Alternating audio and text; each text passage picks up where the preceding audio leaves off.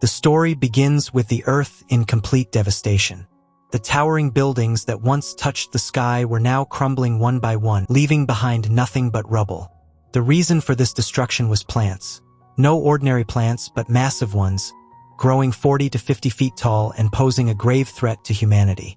These plants grew at an alarming rate and had taken over 80% of the Earth, pushing humans and animals to the brink of extinction. Fast forward 2 years, and we see a little girl named Yuan playing in a forest with her small dog.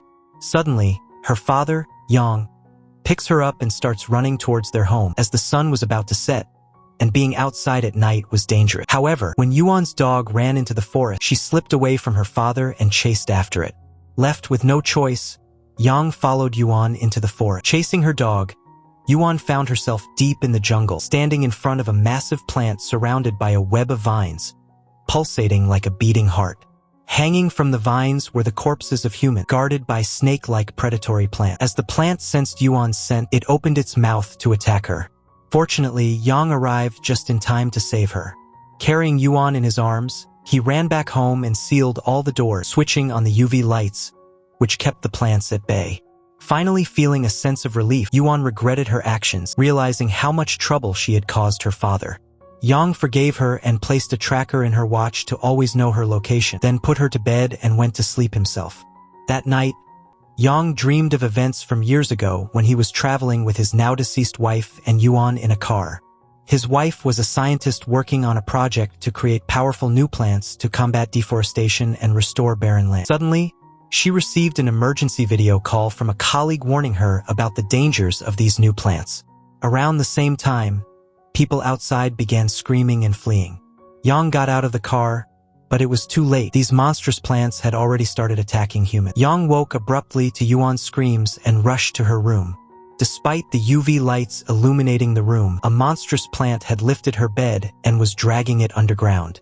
Remembering the tracker in her watch, Yuan packed his bag and set out to rescue her. The tracker led him to an old building where Yuan was cornered in a room, surrounded by plants. Using a UV flashlight, she was barely keeping the plants at bay, but her battery was running low. Yuan threw his torch to Yuan, drawing the plant's attention to himself. Using his wits, he broke a window, allowing sunlight to flood the room. The plants retreated, but Yuan fainted from exhaustion. He dreamed again, recalling his wife's warnings about the plants, while vines began creeping over his body in reality. Yuan tried to pull him free but lacked the strength. Desperate, she felt hopeless until suddenly, a sharp blade slashed through the plant, freeing Yuan.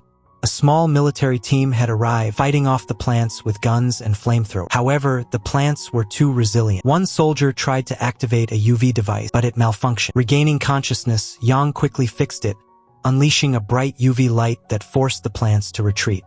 The soldiers revealed that the plants had spread underground, creating a vast network that would cause global destruction within 2 days. They were part of a joint forces mission to locate a Regent device capable of destroying the plants and saving humanity. The building they were in used to be a research center before the plant apocalypse. The soldiers retrieved the device and informed their headquarters. To eradicate the plants, they needed to activate all 140 devices worldwide simultaneously. Yuan was skeptical of the plan, but before he could voice his concern, a plant emerged and destroyed the UV device. Darkness enveloped the room as the group desperately broke walls to let sunlight in. In the chaos, Yuan realized he and Yuan had been separated from the soldiers. Meanwhile, the soldiers' captain was gravely injured, and a fellow soldier, Limo, tried to stop the bleeding. Suddenly, a massive snake-like plant entered the room, searching for prey by sound. Yuan picked up an iron rod to attack but was stopped by Limo, who explained that the plant was blind and hunted through sound. The group attempted to leave quietly with the Regent device, but Yuan accidentally knocked over a shelf, alerting the plant. The plant attacked Yuan, and both Yuan and Limo rushed to save her, but its strength was overwhelming. The captain intervened, firing his gun at the plant, but it had no effect. Sacrificing himself, the captain pulled the pin on his grenade, causing a massive explosion that killed the plant. The blast threw Yuan, Limo, and the Regent device onto the street, where they regrouped with the remaining soldier. Though they were relieved to still have the device, they mourned the captain's death. Their engineer had also perished, and the soldiers asked Yuan to join their mission, impressed by his quick thinking with the UV device. Yuan initially refused, prioritizing his daughter's safety. Yuan, however, wanted her father to help save the world, as her mother would have done the same. Moved by her words, Yang joined the mission. While crossing the city, they received a signal from another team with just 2 words: green tide. Suddenly, the ground cracked open, and buildings collapsed. The group fled, but the green tide revealed its true form and launched a ferocious attack. The green tide was a powerful wave formed by countless plants, towering as high as massive buildings. Emerging from the ground, these waves destroyed everything in their path, leaving no survivor. This was only the beginning, as in just 56 hours, the entire world was predicted to face complete devastation from their wrath. The group was running for their lives, but their path ahead was blocked, and the tide was advancing rapidly toward them. They managed to leap across large pits and eventually took refuge inside a bus. When the tide struck, the bus was flung into a distant building. Though they narrowly survived, the civilians outside were all wiped out by the tide. With the plants now calm, the survivors realized the destruction predicted to occur in 56 hours might actually happen much sooner. They decided to send a message to headquarters, but there was no signal. Yang noticed a signal tower on a nearby building connected by a fragile bridge. Despite its poor condition, crossing the bridge was their only option. Carefully, they began crossing, but the adjacent building suddenly collapsed. Though they survived, the collapse created a dust storm, and Yuan slipped. A newly appointed captain jumped after her with a rope while Yang tried to pull them up. The rope, however, couldn't bear their combined weight. The captain sacrificed himself to save Yuan, falling to his death. With the captain gone, Limo took command of the mission.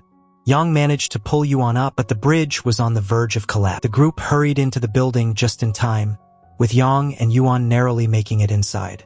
Yang repaired the signal tower, and Limo contacted their commander, linking their team to the other 140 groups worldwide. Alarming news was revealed. The powerful green tide, which was expected to destroy the Earth in 56 hours, would strike in just 4 hours. Moreover, the roots of the plants, which they had planned to destroy by deploying the Regent devices in 140 locations, were protected by a special membrane. This meant their original plan would fail. To succeed, they needed to attack a specific weak point in the membrane to destroy the entire network of routes. The problem was they had no knowledge of such a weak point. Hundreds of soldiers had already lost their lives, and abandoning the mission at this stage wasn't an option. Yang gave an inspiring speech motivating everyone to see the mission through. All 140 groups decided to proceed, despite the success rate being a mere 0.03%. Limo and her team reached the launch station, where they loaded the Regent device into the machine to deploy it underground and destroy the route. However, they were unaware that danger was closing in. A powerful tide was advancing toward them, while underground, the membrane blocked the Regent's progress. Other teams faced the same issue. As morale began to waver, Yang came up with a bold idea. He proposed using geothermal energy from the volcano powering the station. By sealing all lava tunnels, the lava would pool in one place and melt the membrane, allowing the Regent to complete its task. The catch was that the tunnel connections had been severed, so they would need to go underground and manually destroy the control system. Yang promised Yuan he would return and join the team for the perilous mission. Underground, the intense heat from the lava made everything scorching, and plants had blocked many paths. As they advanced, Yang was injured, and one of his comrades detonated a bomb to clear the way, sacrificing himself in the process. Yang and Limo didn't have time to grieve as they pressed on with the bomb. They reached a door, and Yang asked Limo to find a way to open it. While she searched, Yang quietly unlocked the door and entered, locking it behind him. Limo realized Yang intended to sacrifice himself. She pleaded for him to open the door, but Yang had made up his mind. He asked Limo to take care of Yuan and continued alone. On the surface, massive cracks appeared as a colossal green tide began emerging. Everyone realized the critical moment had arrived. Meanwhile, Yang, despite his injured leg, crawled forward with the bomb.